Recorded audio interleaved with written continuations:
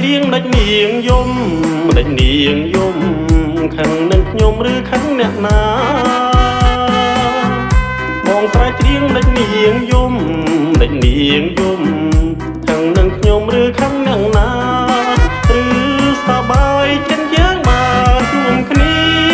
ឬយ៉ាងណាសូមជីវាស្រដីឬសបោជាអ្នកចំរៀងឬមួយនាងស្រណោភ្លៀងកណ្ដាលរាត្រីឬសបងជាអ្នកចំរៀងឬមួយនាងស្រណោភ្លៀងកណ្ដាលរាត្រីឬ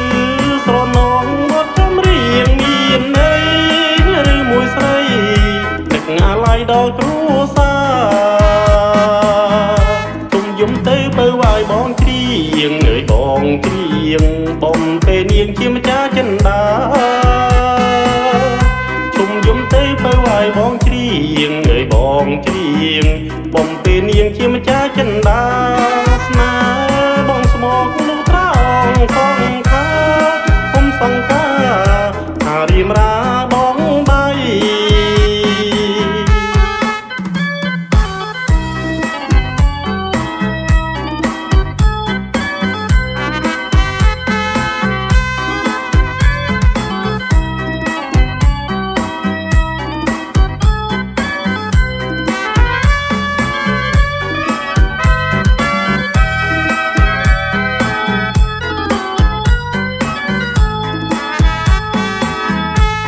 ស្រែកច្រៀងដាច់នាងយំ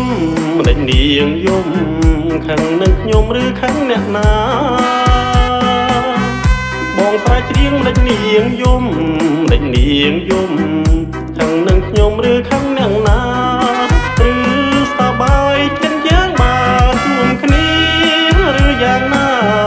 សូមជីវាស្រដីឬសបោជាអ្នកចំរៀងឬមួយនាងស្រណោភ្លៀងកណ្ដាលរាត្រីឬសបងជាអ្នកចំរៀងឬមួយនាងស្រណោភ្លៀងកណ្ដាលរាត្រីឬស្រណោវត្តចំរៀងមានន័យឬមួយស្រីនឹកអាឡ័យដល់គ្រួសារជុំយំទៅបើវាយបងច្រៀងអើយបងច្រៀងបំពេលនាងជាម្ចាស់ចិន្តាជុំយំទៅបើវាយបងច្រៀងអើយបងច្រៀងបំពេលនាងជាម្ចាស់ចិន្តាស្នេហ៍បងស្មោកលុះត្រង់សងខាគុំសង្ការថារៀមរា